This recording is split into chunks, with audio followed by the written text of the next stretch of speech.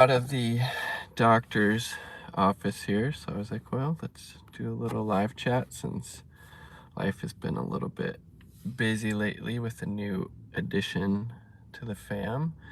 Um, let's see, what do I want to chat about? Something I'd been thinking about recently is, well, particularly within the context of child welfare, because that's what I'm going to school for, because they're paying for my tuition. That might be changing in a minute, but anyways, the idea of safe sleep. So I've worked in the field of child welfare before, and that's something that we always have to tell parents, families that get caught up in the child welfare system. And the child welfare system, from my perspective, is another one of these oppressive systems that needs to be abolished for a number of reasons. It's hugely problematic. It just ensnares largely poor people of color, indigenous folks in particular, and it's just kind of another form of surveillance and control, basically, and just really disgusting on that work shit on a lot of levels.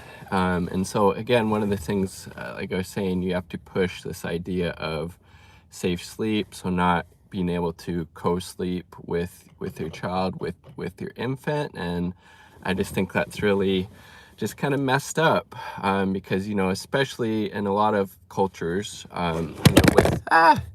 within the US and outside of it, being able to sleep in the same bed with your baby is super important. But within the field of child welfare, it's all nope, baby can't be in the same bed as you. You got to put them in a crib or bassinet, make sure there's not, hey Mayville Jones, how's it going, buddy?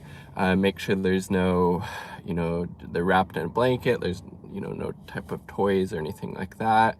And again, I mean, people have been co-sleeping with their children for time immemorial, but within the child welfare field, nope, can't be in the same bed as your baby. Again, I just think it's very problematic and disgusting, and just kind of one example of how the field of child welfare seeks to control people, control families. And again, most of the families that come into contact with the child welfare system are low income, poor, as well as the racial disproportionality that exists within the field of child welfare, where the BIPOC community is overrepresented in the field of, God damn it, this thing keeps falling, fuck off. Stay up there, iPhone. So just, again, another one of these things from my perspective that needs to be abolished, and just really problematic on a lot of levels. And just the idea of having to push safe sleep, like disconnecting families, saying nope, you can't be in the same bed sleeping with your baby.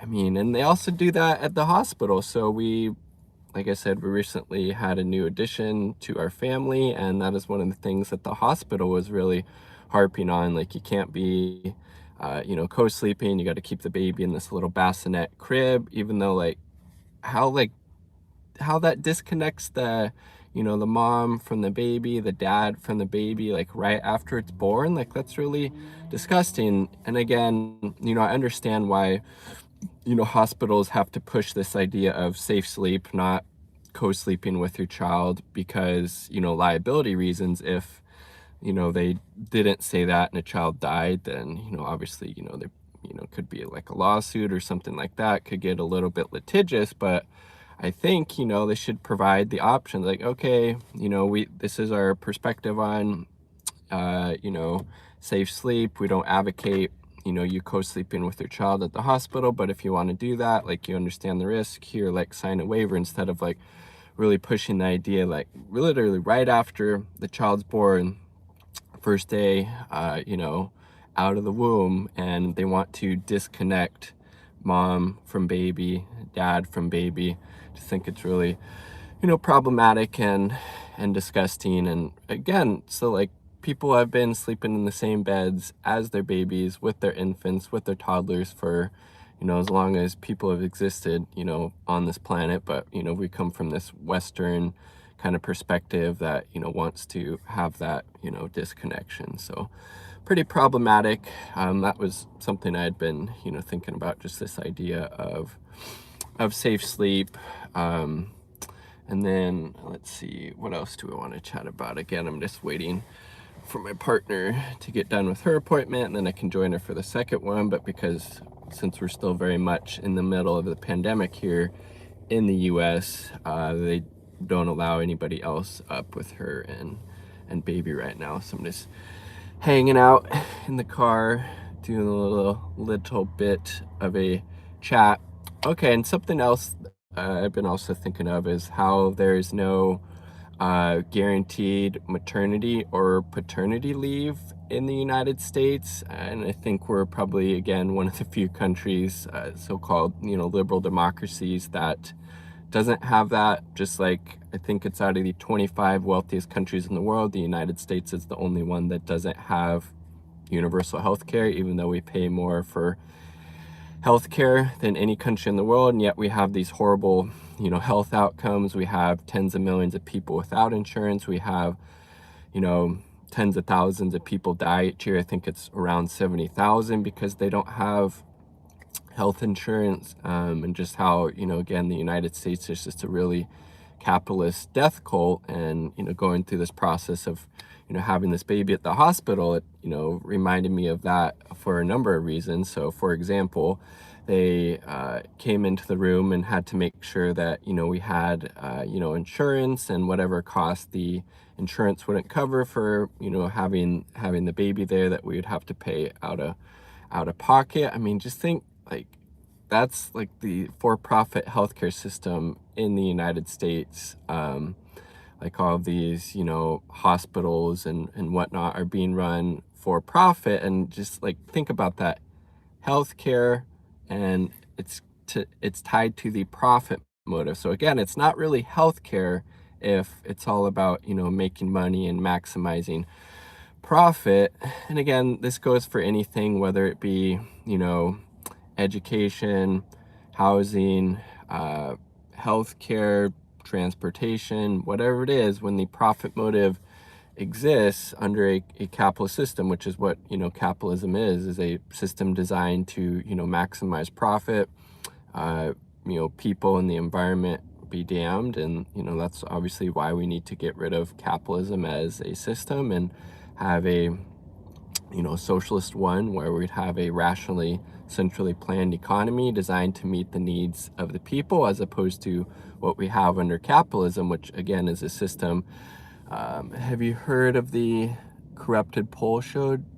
Dude Like You does great. I have not. I will look into that. Mabel Jones, thank you. And like the video, like the stream if you like. It helps with the YouTube algorithm. I have not, but I will definitely check that out, Mabel. Thanks for pointing that out.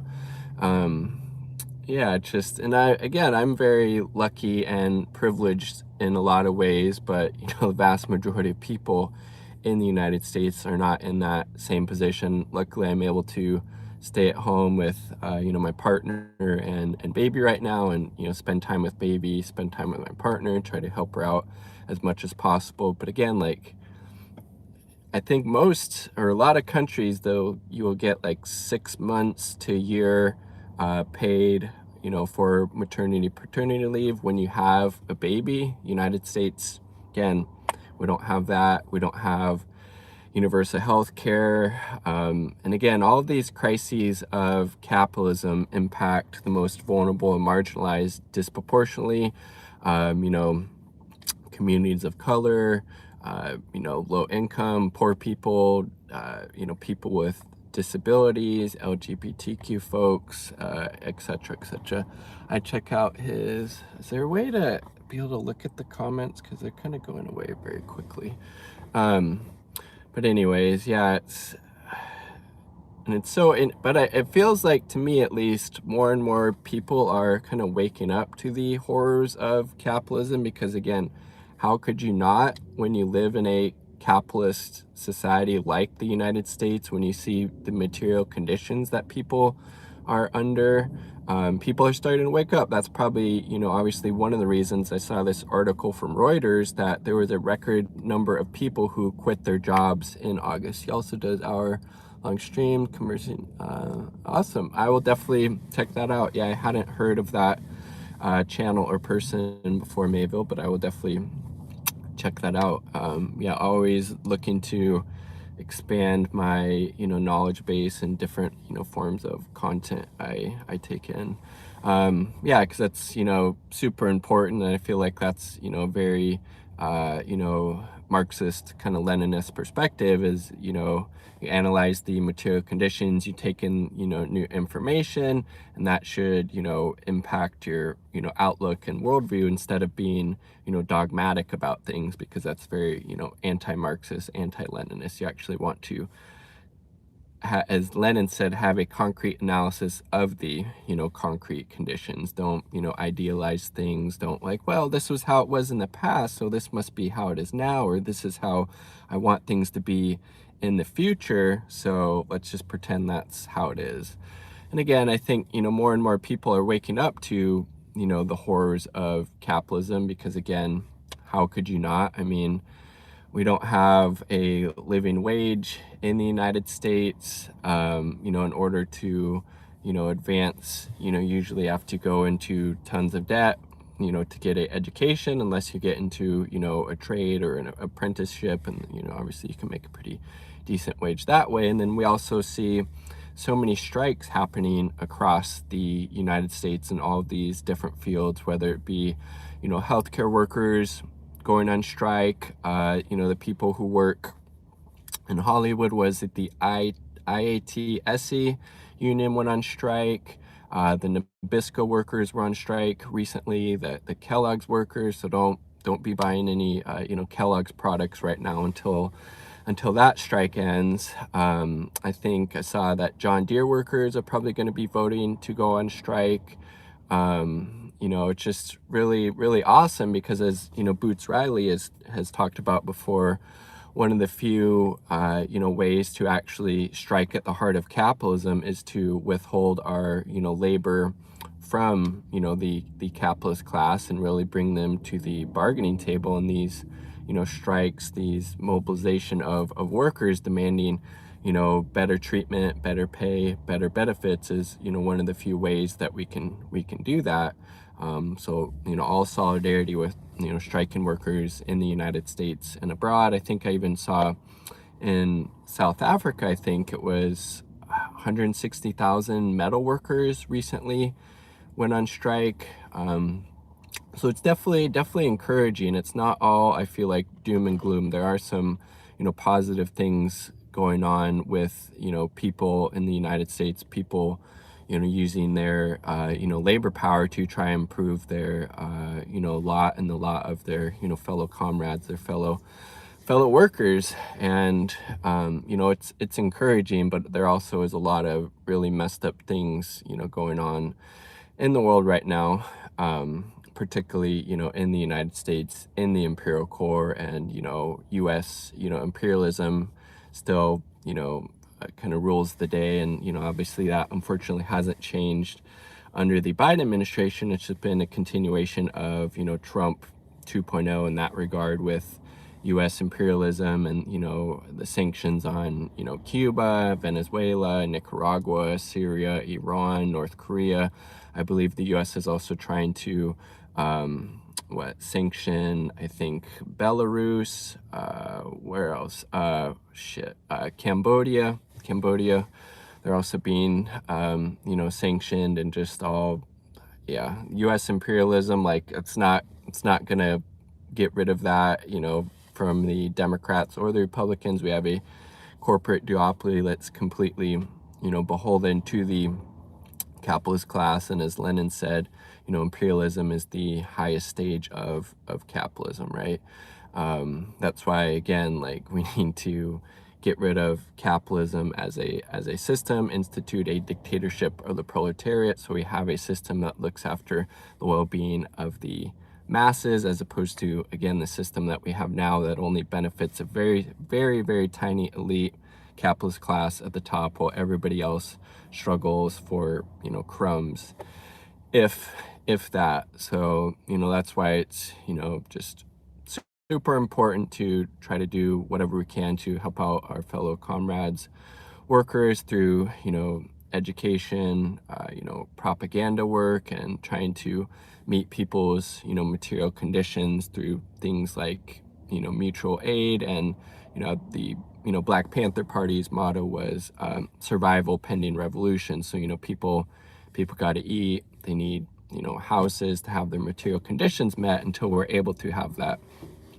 socialist transition that we deeply need, and then, ideally work towards a communist society, which again would be a classless and stateless society, because, governments come into place because of the class antagonisms. And if we're able to, develop the productive forces to such a way where everybody's material conditions are lifted up high enough, then, these class antagonisms would cease to exist. And again, the kind of middle stage of that is to, have a socialist society, a dictatorship of the proletariat.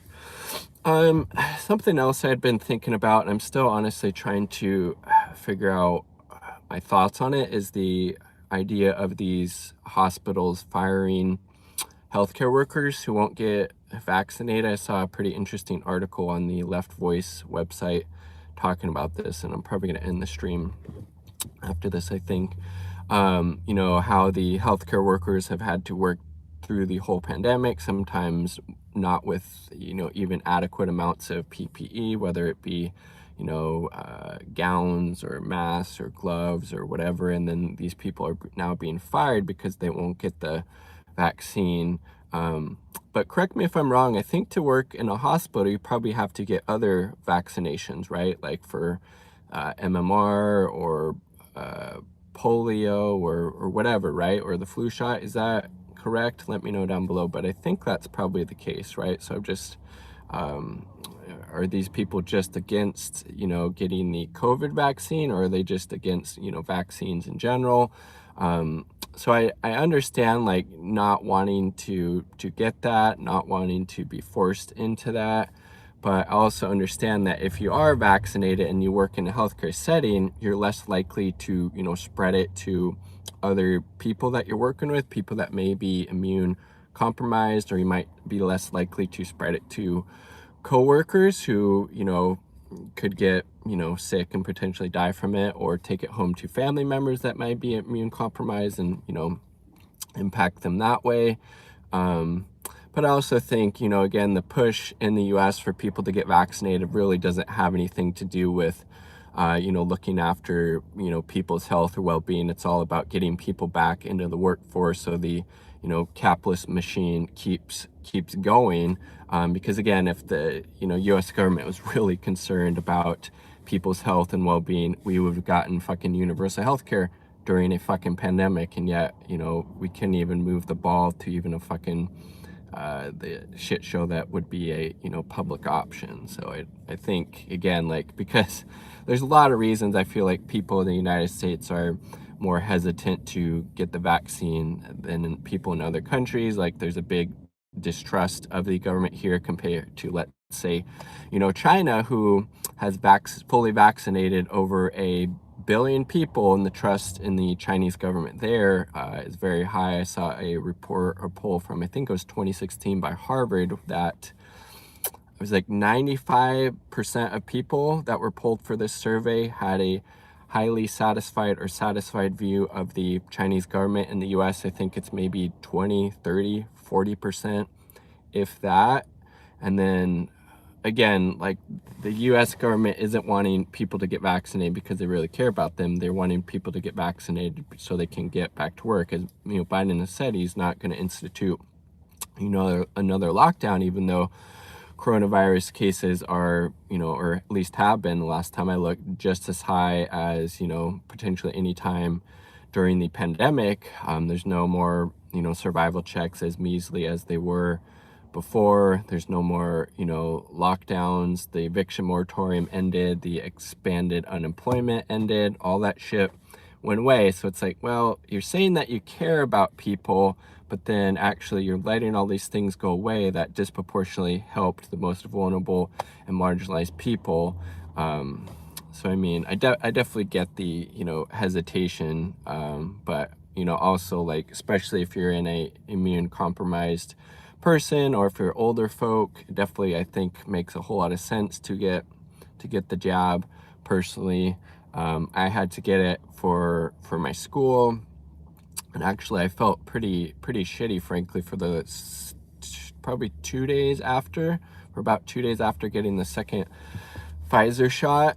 But so I was talking to my teacher about it, and they said that's like a sign that your immune system is doing pretty good. So I don't know, pretty interesting. So I'd love to hear your thoughts down below about, these healthcare workers getting fired for not getting the vaccine. What are your thoughts on that? Is that fair play? Should they be required to get it? What are your thoughts on, vaccine mandates? Because to my understanding, what I've read, China doesn't have those, but they've been able to vaccinate again over 1 billion people fully. But again, people there trust the government a lot more because they actually see the government working in the best interest of their people over time.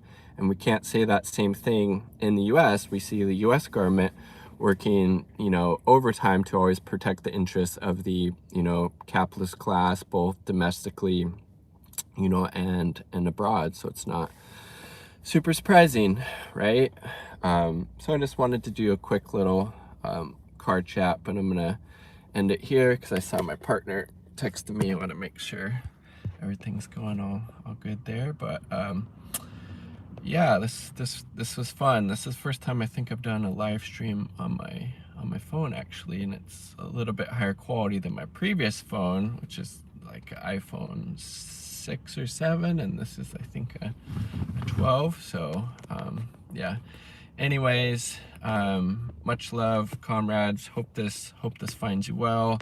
Hopefully you're able to do something today that makes you happy, that brings, joy to your life. That's, super important to find those those moments, those experiences that, make you happy and bring joy to your life. And for me, that's always definitely very true. And especially, like, getting out into the, community, connecting with people, super important. And that's definitely something I need to do a better job of, is, trying to use my, various privilege points to, try to make the world a better place in my small way. So peace, much love, all power to the people. And capitalism is the virus, right? The system is the sickness, as Richard Wolff says. Peace, much love, guys. Peoples.